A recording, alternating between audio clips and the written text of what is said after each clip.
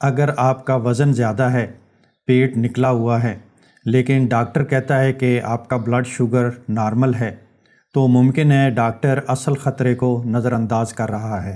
ہو سکتا ہے آپ کو انسولین ریزسٹنس ہو، جو ان نارمل ٹیسٹوں میں ظاہر نہیں ہو رہی، لیکن اندر ہی اندر آپ کی صحت کو تباہ کر رہی ہے۔ میرا نام سعید ملک ہے۔ میں ایک سرٹیفائیڈ لائف کوچ اور ہیلتھ کوچ ہوں۔ آسٹریلیا میں 15 سال تک ہزاروں لوگوں کو یہی کنڈیشن ریورس کرنے میں مدد کر چکا ہوں۔ آج کی ویڈیو میں آپ کو دکھاؤں گا کہ نارمل بلڈ ٹیسٹ کیسے آپ کو دھوکہ دیتے ہیں اور آپ کے جسم کے اندر کیا چل رہا ہے جس سے آپ کے پیٹ کی چربی بڑھ رہی ہے۔ ذرا تصور کریں کہ آپ گھر میں اپنا کمرہ صاف کر رہے ہیں اور سارا کچرا آپ اپنے بیڈ کے نیچے دھکیل رہے ہیں، جس سے کمرہ صاف نظر آتا ہے۔ جو بھی اندر آئے گا وہ یہی کہے گا کہ واہ کتنا صاف کمرہ ہے، لیکن کچرا اب بھی موجود ہے، بس چھپا ہوا ہے۔ بالکل یہی کام آپ کا جسم شوگر کے ساتھ کرتا ہے۔ جب آپ کاربوہائیڈریٹس کھاتے ہیں تو آپ کا شوگر لیول بڑھ جاتا ہے۔ یہ کمرے کا کچرا ہے۔ آپ کا جسم ایک ہارمون ریلیز کرتا ہے جسے انسولین کہتے ہیں، اور اس کا کام اس کچرے کو صاف کرنا ہے۔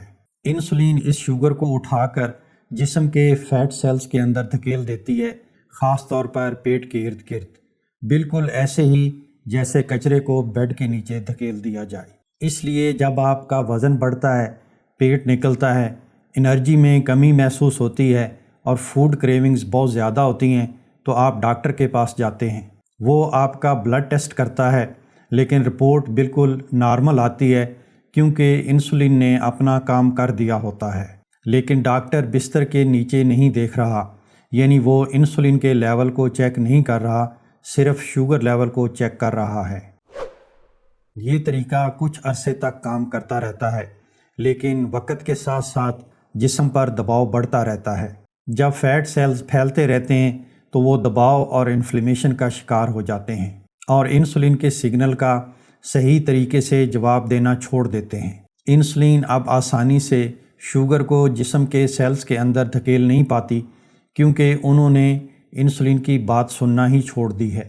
خون میں شوگر کا ہائی لیول بہت ہی ڈینجرس ہے، اس لیے جسم اس اضافی شوگر کو ٹھکانے لگانے کے لیے پہلے سے بھی زیادہ مقدار میں انسولین بناتا ہے، تاکہ انسولین ریزسٹنس والے سیلز میں شوگر کو زبردستی داخل کیا جا سکے اور خون میں شوگر کا لیول نارمل رہے۔ یہ حالت جس میں شوگر تو نارمل رہتی ہے، لیکن انسولین کا لیول خطرناک حد تک بڑھ جاتا ہے، شوگر کی بیماری کی باقاعدہ تشخیص سے 10 سے 15 سال پہلے رہ سکتی ہے، اور ان 15 سالوں کے دوران آپ مسلسل تکلیف میں رہتے ہیں۔ آپ کا وزن بڑھتا جاتا ہے، کھانا کھانے کے باوجود بھی آپ کی بھوک ختم نہیں ہوتی اور آپ کو شدید کریونگز ہوتی رہتی ہیں۔ آپ کمزوری محسوس کرتے ہیں اور کھانا کھانے کے بعد تھکن اور غنودگی طاری ہو جاتی ہے، اور ہر چیک اپ کے بعد آپ کو بتایا جاتا ہے کہ سب کچھ نارمل ہے، لیکن حقیقت یہ ہے کہ کچھ بھی ٹھیک نہیں ہے۔ آپ ایک ایسے جال میں پھنس جاتے ہیں جس کا آپ کو اندازہ ہی نہیں ہوتا۔ جب آپ کی شوگر نارمل رہتی ہے لیکن انسولین خطرناک حد تک بڑھ جاتی ہے تو اس کو انسولین ریزسٹنس کہا جاتا ہے۔ اس سے نہ صرف آپ کا وزن بڑھتا ہے اور پیٹ نکلتا ہے، بلکہ یہ میٹابولک سنڈروم کی خطرناک بیماریوں کا دروازہ آپ کے لیے کھول دیتی ہے۔ میٹابولک سنڈروم میں پیٹ کی چربی کے ساتھ ساتھ high blood pressure, high triglycerides, low H D L, fatty liver, uric acid, P C O S اور اریکٹائل ڈسفنکشن جیسی کنڈیشنز شامل ہیں۔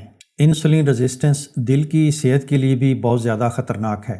امریکہ کے ہسپتالوں میں ایمرجنسی میں آنے والے ہارٹ اٹیک کے مریضوں میں 80% سے بھی زیادہ لوگوں میں انسولین ریزسٹنس پائی جاتی ہے۔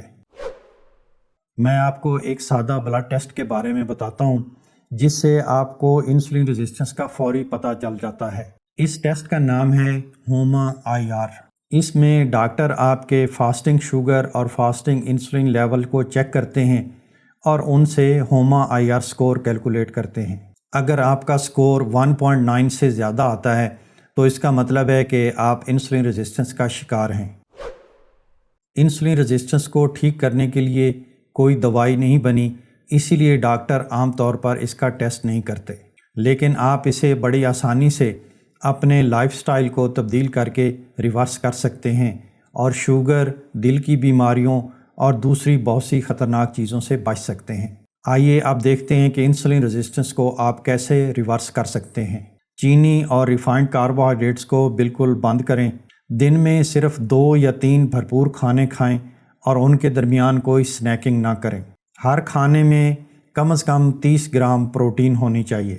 ہر کھانے کے بعد 10 سے 15 منٹ کی چہل قدمی ضرور کریں۔ رات کو وقت پر سوئیں اور 8 گھنٹے کی معیاری نیند لیں اور اپنے سٹریس کو بہتر انداز میں مینج کریں۔ اگر آپ سٹیپ بائی سٹیپ گائیڈنس چاہتے ہیں تو میں آپ لوگوں کے لیے فیس بک پر ایک بالکل فری ہیلتھ کوچنگ پروگرام شروع کر رہا ہوں۔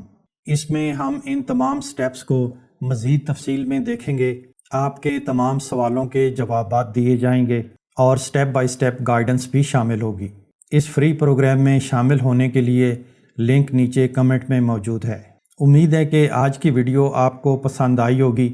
براہ کرم اسے لائک کریں اور ایسے لوگوں کے ساتھ شیئر کریں جو بار بار کوشش کے باوجود بھی اپنا وزن کم نہیں کر پا رہے، اور میرے چینل کو بھی سبسکرائب کریں تاکہ آپ صحت کے بارے میں مزید ویڈیوز دیکھ سکیں۔